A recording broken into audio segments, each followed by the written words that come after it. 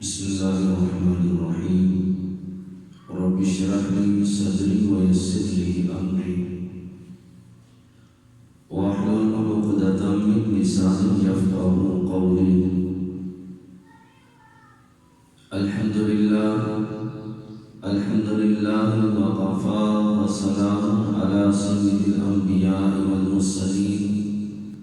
أما بعد فأعوذ بالله من الشيطان الرجيم. بسم الله الرحمن الرحيم. ثم دنا فتدلى فكان قاب قوسين أو أدنى فأوحى إلى عبده ما أوحى. صدق الله العظيم وصدق رسوله النبي الكريم الأمين. إن الله وملائكته يصلون على النبي يا أيها الذين آمنوا صلوا عليه وسلموا تسليما. درود پاک بآباد بلند پڑھیں. الصلاۃ والسلام علیک یا سیدی یا رسول اللہ وعلى آلك وأصحابك يا سيدي يا حبيب الله. الصلاة والسلام عليك يا سيدي يا نبي الله وعلى آلك وأصحابك يا سيدي يا نور الله. مولاي صل وسلم دائما أبدا على حبيبك خير الخلق كلهم. هو الحبيب الذي ترجى شفاعته لكل هول من الأحوال مقتحم. يا أكرم الخلق ما لمن ألوذ به سواك عند حضور الحادث الأمم. رب صل وسلم دائما أبدا على حبيبك خير الخلق كلهم. خالق کائنات جل جلالہ وعمان والہ وآدم ابرہانہ وآدم شانہ کی حمد و ثنا اور اس کے پیارے حبیب حضور النور شافی یوم نشور دستگیر جہاں غم گسار زمان سید سرورہ حبیب قسام قائد المرسلین شفیع المذنبین رحمت للعالمین جناب احمد مجتبی حضرت محمد مصطفیٰ صلی اللہ تعالی علیہ وسلم کی بارگاہ میں ہدیہ درود و سلام عرض کرنے کے بعد رب کائنات جل شانہ کا بےحد فضل عظیم ہے کہ آج اللہ کی توفیق سے نماز جمعہ مبارک ادا کرنے کے لیے ہم سب دوست حاضر ہیں. دعا ہے خالق کائنات جل شانہ میری اور آپ سب کی اس حاضری کو اپنی بارگاہ میں شرف قبولیت عطا فرمائے اور خصوصاً خالق کائنات جل شانہ مجھے حق سچ بیان کرنے کی اور ہم سب کو سن کر اس پر عمل کرنے کی بھی توفیق عطا فرمائے. حضرات محترم، ماہ رجب المرجب کا آج آخری جمعہ مبارک ہے. آج انشاءاللہ تعالی ہم حضور علیہ السلام کے سفر معراج کے کچھ آخری لمحات اور اس کے بعد کے کچھ معراج کے بعد کے کچھ واقعات انشاءاللہ تعالی میں آپ کے سامنے بیان کرنے کی کوشش کرتا ہوں. آج انشاءاللہ تعالی مزید اس حوالے سے کچھ کلام کرنے کی کوشش کر رہے ہیں. دعا ہے رب کائنات جل شانہ مجھے حق سچ بیان کرنے کی توفیق عطا فرمائے.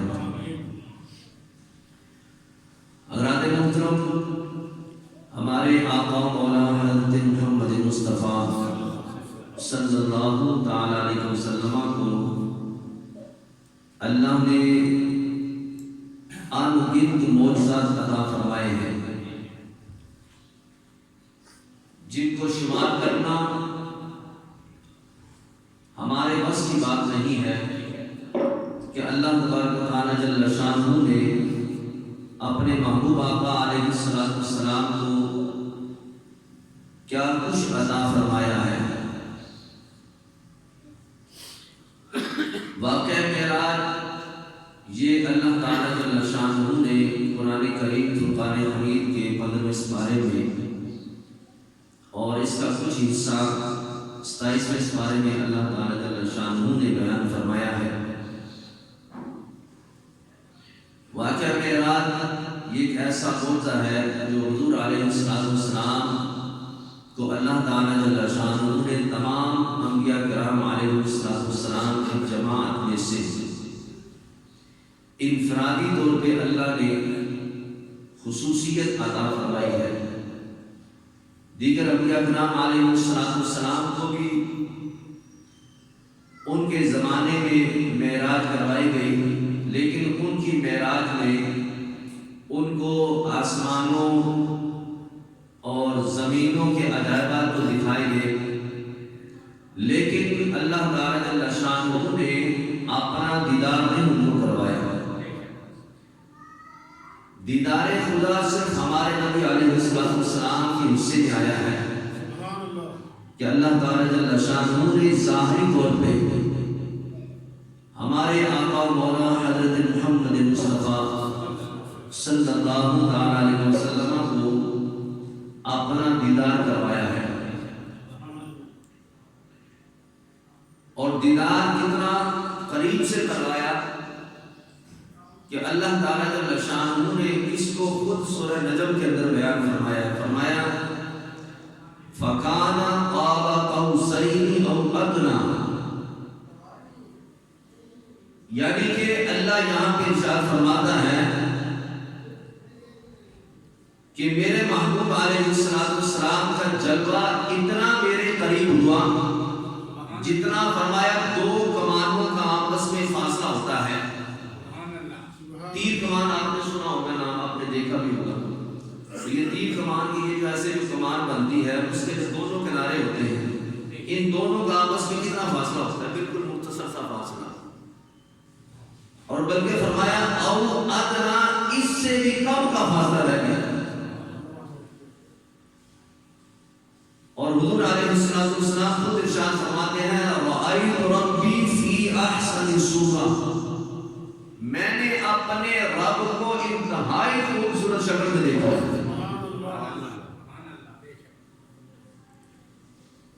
تو اللہ تعالی جل شانہ نے یہ انفرادیت ہمارے نبی علیہ السلام کو تمام انبیاء کی جماعت میں سے عطا فرمائی ہے۔ اور جتنے بھی نبی آئے یہ تمام کے تمام نبی اللہ کا پیغام سنتے تھے۔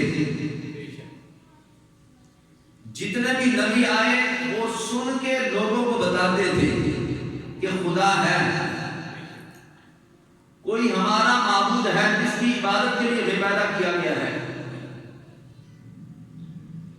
تمام نبیوں کی جماعت میں کوئی ایک بھی ایسا نہیں تھا کہ جس نے رب کو دیکھا ہو، کہ لوگ پوچھے، امتی سوال کرے کہ یا نبی اللہ کیا آپ نے رب کا دیدار کیا ہے؟ آپ جس رب کی باتیں کرتے ہیں کیا اس کو دیکھا بھی ہے؟ تو کوئی ایک نبی بھی ایسا نہیں تھا جو یہ دعویٰ کر سکے۔ تمام یہی کہتے تھے ہم نے سنا ہے، ہم سن کے تمہیں بتا رہے ہیں۔ فرشتوں کا امام حضرت جبرائیل امین علیہ السلام یہ بھی یہ دعویٰ نہیں کر سکتے تھے کہ میں نے رب کو دیکھا ہے۔ یہ بھی کہتے تھے میں بھی سنتا ہوں، ایک آواز آتی ہے، بس میں اس آواز کے تابع ہوں، جو حکم ہوتا ہے میں اس پہ عمل کرتا ہوں۔ نہ فرشتوں میں کوئی ایسا تھا جس نے رب کا دیدار کیا ہو، نہ نبیوں کی جماعت میں کوئی ایسا نبی تھا جس نے رب کو دیکھا ہو۔ تو رب نے یہ پسند کیا کوئی ایسا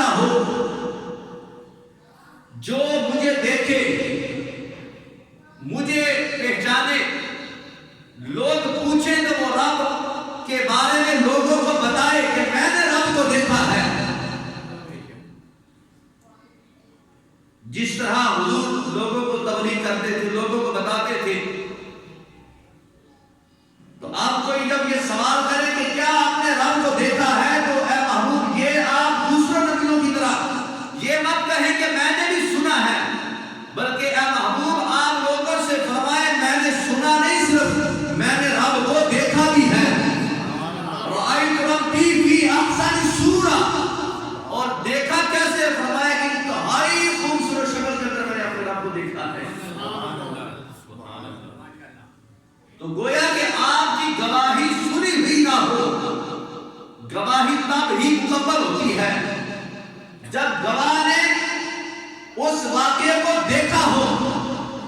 سنی سنائی جو گواہی ہوتی ہے وہ اتنی پاورفل نہیں ہوتی، اس کی اتنی اہمیت نہیں ہوتی ہے جتنا اس واقعے کو دیکھنے والے کی گواہی کو مانا جاتا ہے۔ تو قیامت کے روز جہاں تمام نبی جمع ہوں گے، تمام امتیں ہوں گی، ہو سکتا ہے کوئی اعتراض کر دیتا، تو فرمایا محبوب تجھے اپنا دیدار کروا رہا ہوں تاکہ قیامت کے روز کوئی بندہ اعتراض نہ کر سکے کہ فرمایا محبوب ہم نے آپ کو اپنا دیدار کروایا، اپنی معراج کروائی۔ یہ ہم نے آپ کو تمام نبیوں کی جماعت کے اندر یہ خصوصیت عطا فرمائی ہے کہ اللہ نے اپنے محبوب علیہ السلام کو اپنا دیدار کروایا ہے۔ اب یہ سفر معراج ہمارے نبی علیہ السلام کو مختلف انداز کے اندر کروایا گیا۔ عمومی طور پہ ایک سواری کو بیان کیا جاتا ہے کہ حضور علیہ السلام کے لیے براق کو پیش کیا گیا اور آپ براق پہ سوار ہوئے اور اس طرح آپ کو معراج کروائی گئی۔ یہ جو براق کے بارے میں بیان کیا جاتا ہے یہ زمینی سفر کے اعتبار سے مسجد حرام سے مسجد اقصی کی طرف یہ جو معراج کروائی گئی، یہ جو سیر کروائی گئی ہے، یہ سیر براق کے اوپر ہوئی، اور اس کے بعد جو مسجد اقصی سے آگے جو سفر ہوا ہے معراج کا، یہ اس کے لیے آپ کے لیے ایک سیڑھی کو جو ہے وہ ظاہر کیا گیا جو مسجد اقصی سے پہلے آسمان تک آپ کو لے گئی، اور پھر پہلے آسمان سے 7ویں آسمان تک آپ فرشتوں کے پروں کے اوپر، آپ نے فرشتوں کے بازو پر آپ نے سفر کیا، اور پھر 7ویں آسمان سے لے کے سدرۃ المنتہا تک یہ آپ نے حضرت جبرائیل امین علیہ السلام کے پروں پر سفر کیا ہے۔ جب سدرۃ المنتہا پہ پہنچے تو اس وقت کیا ہوا کہ حضرت جبرائیل امین علیہ السلام نے سدرۃ المنتہا پہ پہنچ کے فرمایا کہ حضور اب میری یہاں پہ رفتار کی جو طاقت ہے وہ ختم ہو گئی ہے، اب میں اس سے آگے سفر نہیں کر سکتا ہوں۔ اب سدرۃ المنتہا یہ وہ مقام ہے جہاں پہ فرشتوں کی انتہا ہو جاتی ہے، اس سے آگے نہ کسی نبی کو علم ہے، نہ کسی فرشتے کو اس کے آگے کا علم ہے کہ آگے کی منزلیں کیسی ہیں، آگے کا سفر کیسا ہے، آگے کے راستے کیسے ہیں۔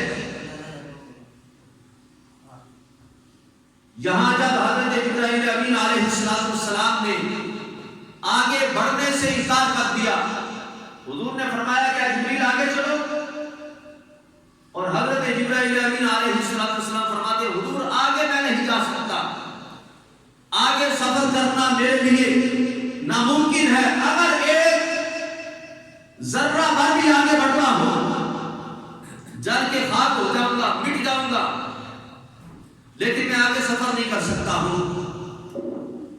تو میرے محبوب علیہ السلام نے فرمایا کہ جبریل اگر اب تم آگے نہیں چل سکتے تو فرمایا کہ پھر اب آگے میں جا رہا ہوں، لیکن یہاں پہ ایک آپ نے حضرت جبرائیل امین علیہ السلام سے کلام کرتے ہوئے فرمایا اے جبریل وہ وقت یاد کرو جب تم نے حضرت ابراہیم خلیل اللہ سے فرمایا تھا ان کو نار نمرود میں پھینکا جا رہا تھا تو اس وقت کہا تھا کہ اے ابراہیم اگر آپ کے دل کے اندر کوئی تمنا ہے، کوئی دعا ہے، کوئی حاجت ہے تو مجھے بتائیں، میں رب کی بارگاہ میں جاتا ہوں، میں جا کے پیغام دیتا ہوں رب کی بارگاہ میں، کوئی التجا ہے، کوئی تمنا ہے تو مجھے بتائیں۔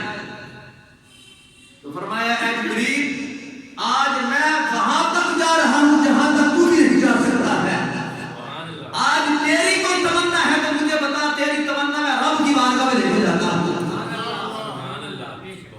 آپ کو پتا ہے کہ حضرت جبریل نے پھر کیا تمنا ظاہر کی؟ آپ فرماتے ہیں کہ حضور پھر آپ رب کی بارگاہ میں میرا ایک سوال جا کے بیان کر دیجئے گا، میری ایک تمنا ہے۔ کہا جبریل کیا تمنا ہے تمہاری؟ فرمایا حضور میں یہ چاہتا ہوں جب قیامت کا روز ہو، جب پل صراط پر آپ کی امت گزرنے لگے تو رب مجھے اذن عطا فرمائے کہ جب آپ کی امت گزرنے لگے جبریل کے پر ہو اور پل صراط کے اوپر جبریل اپنے پر بچھا دے اور آپ کی جو امت ہے وہ آرام سے وہ پل صراط کو پار کر لے۔ یہ فرشتوں کے امام کی ہمارے ساتھ محبت ہے، وہ کہتے ہیں کہ میری یہ تمنا ہے، اللہ مجھے یہ اذن عطا فرما دے۔ تو گویا کہ حضور علیہ السلام نے معراج کی شب فرشتوں کے امام کا یہ پیغام رب کی بارگاہ میں پیش کیا۔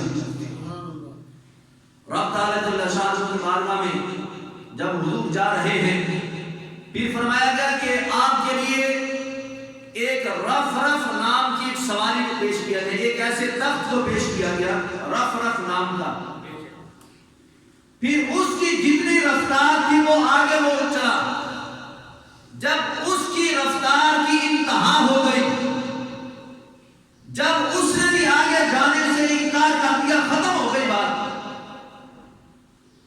تو پھر حضور علیہ السلام وہاں سے آگے رب کا دیدار کرنے کے لیے اپنی ظاہری طاقت کے ساتھ جاتے ہیں۔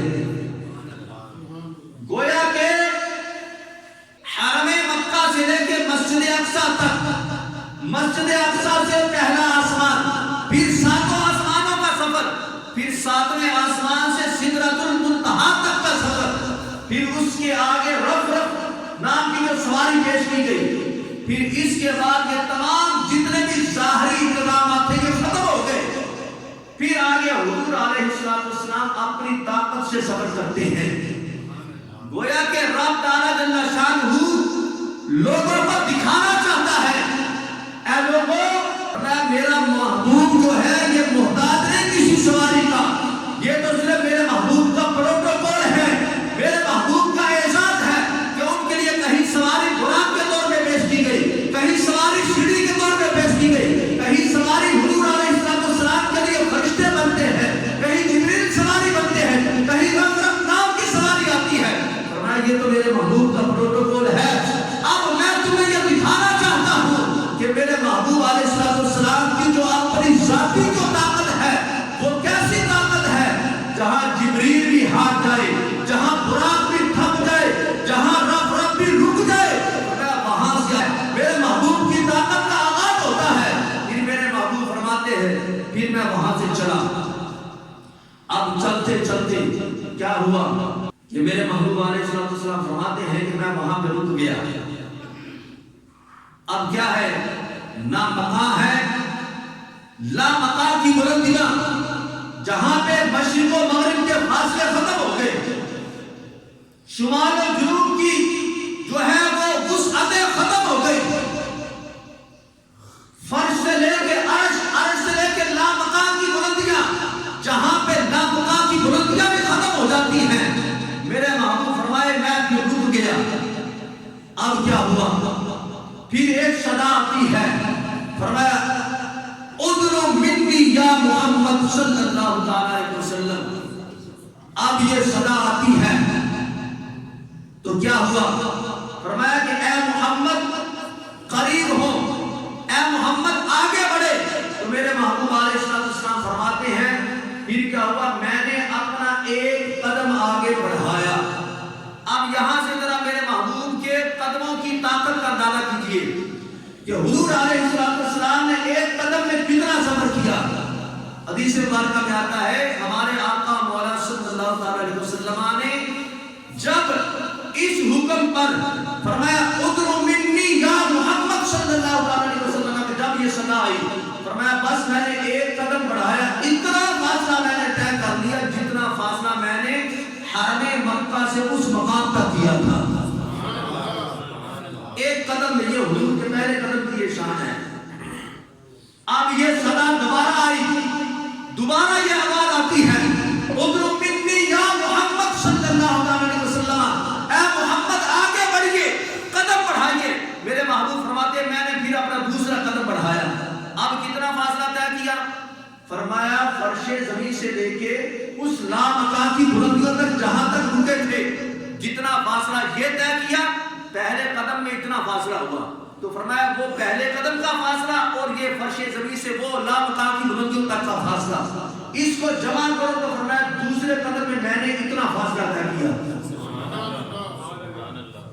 پھر رب کی بارگاہ سے صدا آتی ہے ادعو منی یا محمد صلی اللہ علیہ وسلم. جب دوبارہ صدا آئی تو پھر کیا ہے فرمایا پھر میں نے قدم بڑھایا, پھر میں نے جتنا فاصلہ طے کیا تو فرمایا اس سے بڑھ کے میں نے اتنا زیادہ پھر میں نے فاصلہ طے کیا.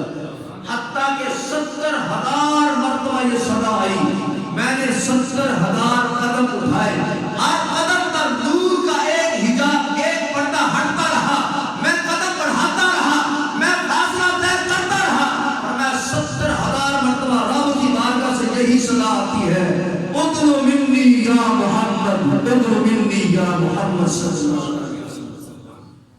اب یہ صدا کون دیتا ہے؟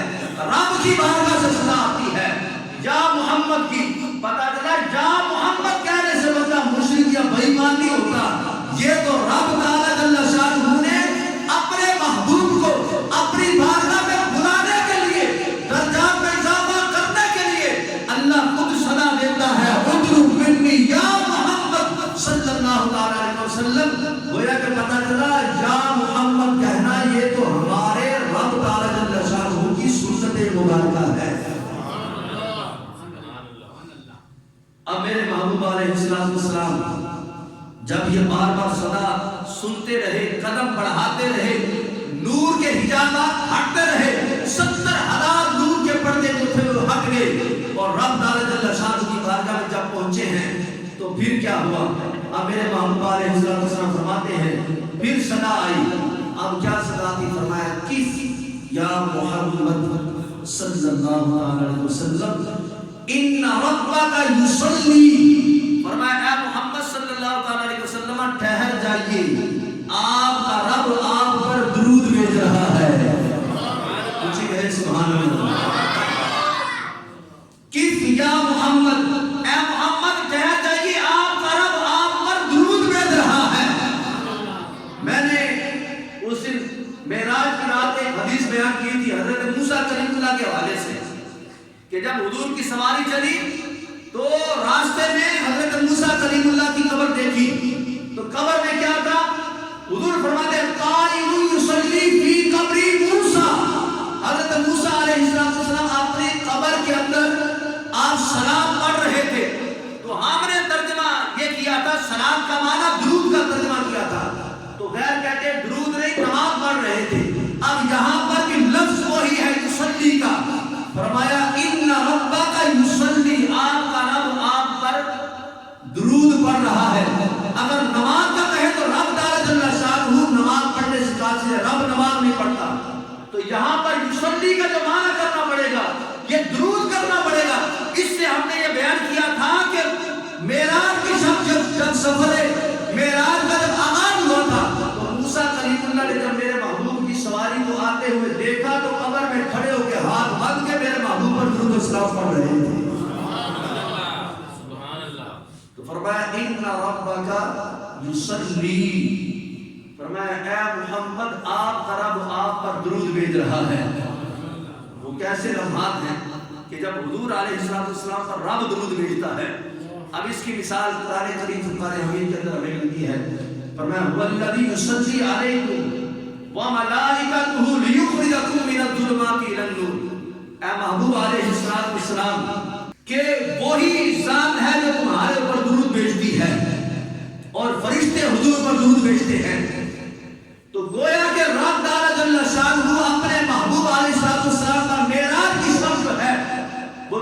भेज रहा था और हुजूर अलैहिस्सलाम को खड़ा करके सामने मेरा रब दुरूद भेजता है। फिर क्या हुआ? अब कुरान ने इसको बयान किया। जब ये दुरूद रब भेज रहा था फिर फरमाया सुम्मा दना फतदल्ला फकाना क़ाब क़ौसैन औ अदना फअौहा इला अब्दिही मा औहा। फिर क्या हुआ? फरमाया कि अल्लाह फरमाता है कि खालिक कायनात अल्लाह शान फरमाता फिर तमाम पर्दे तमाम हिजाबात खत्म हो गए। फरमाया कि फिर मेरा महबूब इतना करीब हुआ कि फरमाया दो कमानों के बराबर, फिर फरमाया नहीं बल्कि औ अदना इससे भी बढ़ के मेरा महबूब करीब हुआ। अब कुरान ने इसको बयान किया है। इस बात का इनकार नहीं किया जा सकता। जो बंदा मौज़ा मेराज का इनकार करता है, उलमा ने तो उस बंदे को के बारे में फरमाया कि वो बंदा इस्लाम वाला ईमान वाला रहता ही नहीं बंदा, क्योंकि इसका जिक्र 15वें पारे में और सूरत नजम 27वें पारे के अंदर रब्बे कायनात जल्ल शान ने खुद बयान फरमाया है। और कुछ वाक़या जो है वो अहादीस की कुतुब के अंदर मिलते हैं। जिस तरह हुजूर अलैहिस्सलाम ने जब ये मेराज की तो मेराज करने के बाद जब वापस पलटते हैं तो हज़रत उम्मे हानी रज़ियल्लाहु ताला अन्हा को आपने सबसे पहले ये मेराज का वाक़या बयान किया। हज़रत अली मुर्तज़ा शेर खुदा रज़ियल्लाहु ताला अन्हु की हमशीरा है और आप चूंकि इनके घर में आराम फरमा थे और जहां से सफरे मेराज का आगाज हुआ और जब आप वापस पलटे तो फिर क्या हुआ कि हुजूर अलैहिस्सलाम फरमाते हैं, हज़रत उम्मे हानी रज़ियल्लाहु ताला अन्हा को ये सारा वाक़या बयान किया। आप फरमाती हैं हुजूर मैं मानती हूँ कि ये वाक़या सारा सच्चा है, मैं इसका इनकार नहीं करती, लेकिन हुजूर आप ये लोगों के सामने इस चीज को जाहिर ना कीजिएगा। अगर आपने लोगों को बताया तो लोग इनकार कर बैठेंगे और कुछ ऐसे हैं जो अभी नए नए मुसलमान हुए हैं तो वो तो इस्लाम से भी फिर सकते हैं। तो हुजूर अलैहिस्सलाम फरमाते हैं ये रब का मेरे ऊपर फजल हुआ है, करम हुआ है। तो फरमाया मैं तो ये वाक़या लोगों को बयान करूंगा। हज़रत उम्मे हानी रज़ियल्लाहु ताला अन्हा ने आपका दामन पकड़ लिया तो हुजूर अलैहिस्सलाम ने हाथ के इशारे से आपको मना फरमाया और आप अपने घर से बाहर निकलते हैं। दो रिवायत मिलती है, एक में है कि अबू जहल पहले मिला कि अबू जहल ने जब हुजूर अलैहिस्सलाम को देखा तो पूछा मोहम्मद आज की कोई नई बात सुनाओ। तो आपने सारा वाक़या बयान किया। मजाक के तौर पे कहा कि अब जो है मैं अब मुसलमानों को बरगलाऊंगा कि देखो तुम्हारा नबी कैसा झूठ बोलता है नाउज़ुबिल्लाह कि मैं रातों रात हरम मक्का से मैं मस्जिद अक्सा तक गया। तो इतना लंबा सफर 1 महीने की मुसाफिर वो भी तेज तराज सवारी पे बैठ के बंदा जाए, 1 महीना जाने को लगता है, 1 महीना आने को लगता है।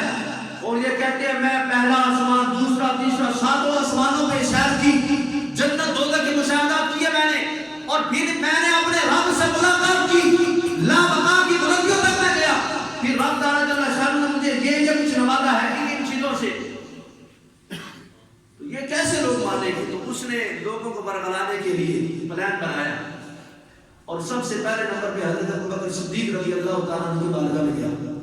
दरवाजा खटखटाया, जाके कहा अगर कोई बंदा कहे कि मैंने रातों रात इतना सफर किया, मैं मस्जिद हराम से मस्जिद अक्सा तक गया, फिर वहां से मैंने 7 आसमान, फिर सिदरतुल मुंतहा, फिर लामका की बुलंदियां, फिर रब का दीदार किया, तो क्या ऐसे हो सकता है? तो हजरत अबू बकर सिद्दीक कहते हैं अगर कोई आम बंदा कहे तो ऐसा नहीं हो सकता। तो फिर अबू जहल कहता है कि तुम्हारे नबी मोहम्मद सल्लल्लाहु अलैहि वसल्लम तुम्हारे साहिब ये कहते हैं। कहा अगर मेरे नबी ने ये फरमाया है तो फिर बरहक फरमाया है, वो झूठ नहीं कह सकते।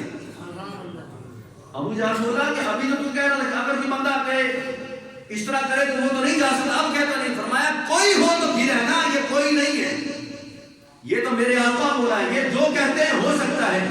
कहा तुम्हारे पास क्या दलील है ये हो सकता है?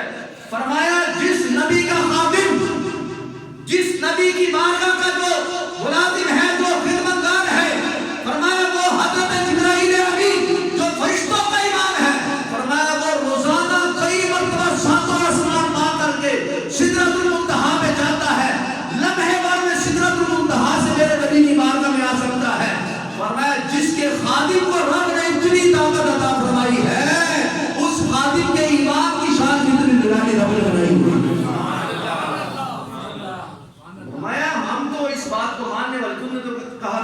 ہوئی ہوگی. اچھا مجھے بتاؤ یہ حضرت ابو بکر صدیق رضی اللہ تعالیٰ عنہ کی بارگاہ کے اندر یہ جو واقعہ بیان کرنے والا تھا ابو جہل، کیا یہ ایمان والا ہے؟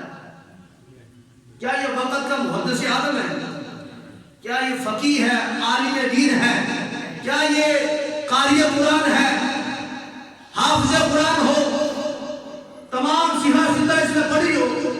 ارے یہ تو بے ایمان ہے، کافر بندہ ہے اور کافروں کا سردار ہے. خالی دشمن نہیں، یہ میرے مصطفیٰ کے دشمنوں میں دشمنوں کا سردار ہے.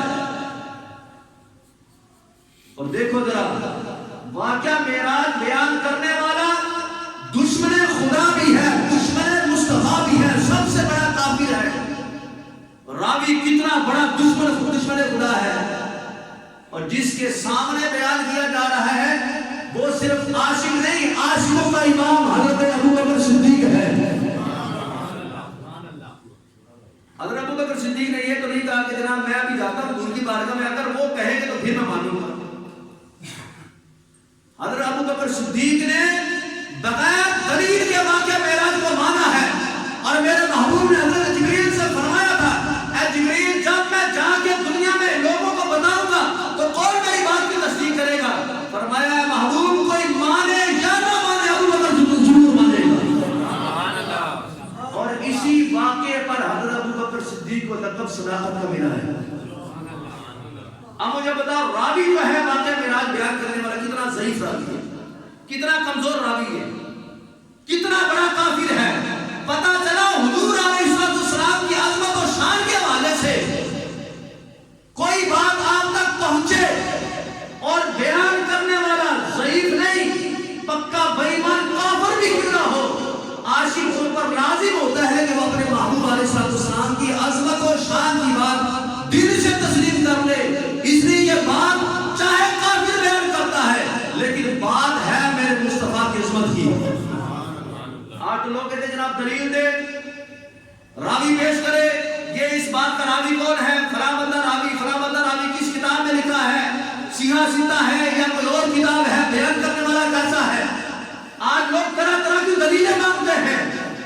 یاد رکھے محبت جو ہوتی ہے دلیلوں کی محتاج نہیں ہوتی ہے، اور محبت جو ہوتی ہے وہ کی نہیں جاتی، محبت ہو جاتی ہے. ابو بکر صدیق رضی اللہ تعالیٰ عنہ نے واقعہ معراج پر دلیل نہیں مانگی بلکہ واقعہ معراج بیان کرنے والا خود پھنس گیا آگے. وہ کہتا ابو بکر تم کیسے مانتے ہو، بیان تو میں کافر ہو کے بیان کر رہا ہوں اور تم مان رہے ہو. فرمایا میں اس لیے مان رہا ہوں جس نبی کی بارگاہ میں فرشتوں کا امام بار بار آتا جاتا ہے، جب وہ آ سکتا ہے وہ جا سکتا ہے تو میرے محبوب کیوں نہیں جا سکتے. میرے محبوب علیہ السلام نے جب لوگوں کے سامنے اس بات کو ظاہر کرنا چاہا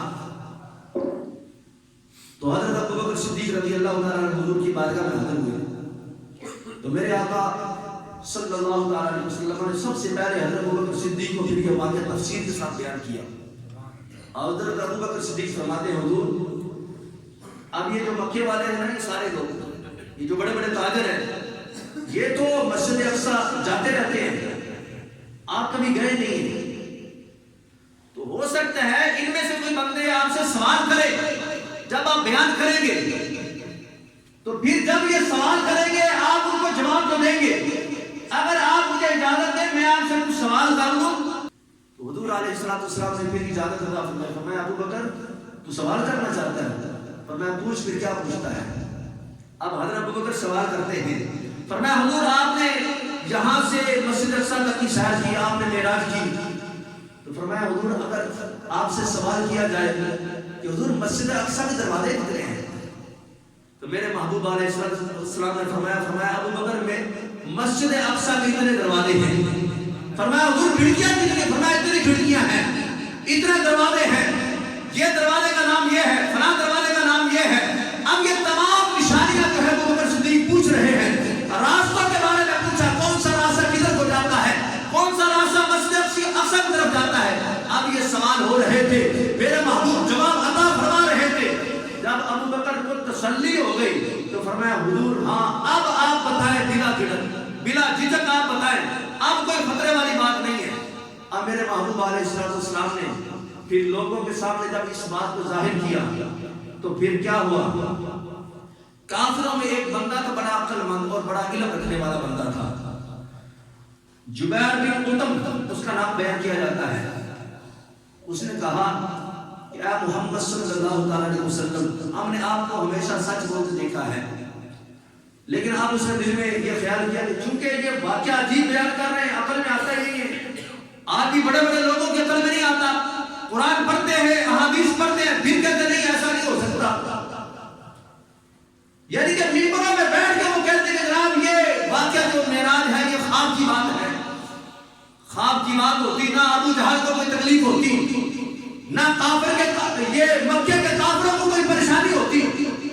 ये परेशानी तब हुई जब मेरे महबूब फरमाते हैं मैं जब गया था तो मैं जिस्म के साथ गया, रूह के साथ गया, और गया भी कैसे? फरमाया जैसे मैं गया हूं जब वापस पलटा हूं बिस्तर भी गर्म है, कुंडी भी हिल रही है, और जिस रास्ते से गया हदीस मार्का में आता है मेरे महबूब फरमाते हैं बस मेरा इमामा एक टहनी को लगा था, फरमाया अभी वो टहनी हिल रही थी, मैं सफर करके वापस भी आ गया। इतने थोड़े से वक्त के अंदर, इतने थोड़े से वक्त के अंदर इतना सफर कैसे हो सकता है? मेरे महबूब अलैहिस्सलाम ने इतना सफर जो किया है ये थोड़ा नहीं। हज़रत मुफ्ती अहमद यार खान ये फरमाते हैं इसको थोड़ा मत कहो, फरमाया 80,000 साल का सफर मेरे महबूब एक लम्हे में करके आए हैं। अब पता क्यों नहीं चला? अगर 80,000 साल का सफर किया तो पता क्यों नहीं चला? इसकी क्या वजह है? क्या इतनी देर कौम सोई रही? सिर्फ इंसान नहीं थे इस दुनिया में, हैवानात, जमादात, चरिंद परिंद, ये तमाम मखलूकात। तो ये सारा निजाम क्या ब्रेक हो गया, स्टॉप हो गया, क्या हुआ फिर? अब यहाँ पे हमारे इमाम बोलते हैं, फरमाया वो जो ना थे तो कुछ ना था, वो जो ना हो तो कुछ ना हो, जान है वो जहान की, मेरे मुस्तफा जान है इस जहान की, अगर जान नहीं तो जहां नहीं। फरमाया मेरे मुस्तफा दुनिया में रहे तो दुनिया में जान होती है, मेरे मुस्तफा दुनिया से चले गए दुनिया की जान निकल गई। फरमाया मेराज की शब मेरे मुस्तफा जब दुनिया से गए हैं गोया कि दुनिया की जान निकाल दी गई। बस जब मेरे महबूब पलटे हैं तो फिर कुंडी भी हिलती रही, गर्म बिस्तर भी गर्म रहा, टहनी भी।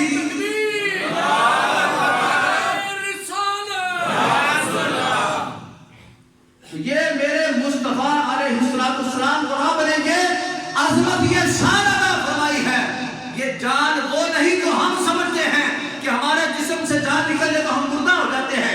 फरमाया मेरे मुस्तफा को सिर्फ एक जिस्म नहीं बल्कि मेरे मुस्तफा एक जिस्म की जान भर के नहीं आए बल्कि सारी कायनात की जान भर के दुनिया में आए हैं। अच्छा अब तो हुजूर दुनिया से चले गए तो अब निजाम कैसे चल रहा है? फरमाया मेरे महबूब अलैहिस्सलाम के बारे में अल्लाह फरमाता है वमा कान अल्लाह युअज़्ज़िबुहुम व अंत फीहिम। अल्लाह फरमाता है 9 इस बारे के अंदर, फरमाया महबूब अलैहिस्सलाम अल्लाह तुम्हारे होते हुए इस कायनात वाले को कभी अज़ाब नहीं देगा। फरमाया तुम्हारी वजह से दुनिया कायम है, दुनिया का निजाम चल रहा है। फरमाया जब तक तुम दुनिया में कायम हो जाए हो, फरमाया दुनिया का निजाम चलता रहेगा। गोया कि हुजूर अलैहिस्सलाम की जात मुबारका आज भी दुनिया में कायम व दायम है। अब बंदा कहे हमें तो नजर नहीं आते, इसका जवाब भी कुरान ने अता फरमाया, फरमाया अन्नबिय्यु औला बिल मुमिनीना मिन अनफुसिहिम। फरमाया मेरा महबूब अलैहिस्सलाम तो मोमिनों की जानों से भी ज्यादा करीब रहता है। जिनको नजर आता है रब ने तो उनको मोमिन कहा है, फरमाया मोमिनों की जानों से ज्यादा करीब रहता है। बस फर्क इतना है अपनी नजर का कसूर है, जिसको नजर रब ने देखने वाली अता फरमाई है बस वो ऐसे करते हैं तो दीदारे मुस्तफा कर लेते हैं। अल्लाह करे हमें भी वो नजर नसीब हो जाए। खालिक कायनात जल्ल शानुहु हमें हुजूर अलैहिस्सलाम के इस मौज़े मेराज को ईमान की नजर से और ईमान की कुव्वत से अल्लाह कबूल करने की तौफीक अता फरमाए। आमीन। फिदा नबी सल्लल्लाहु अलैहि वसल्लम।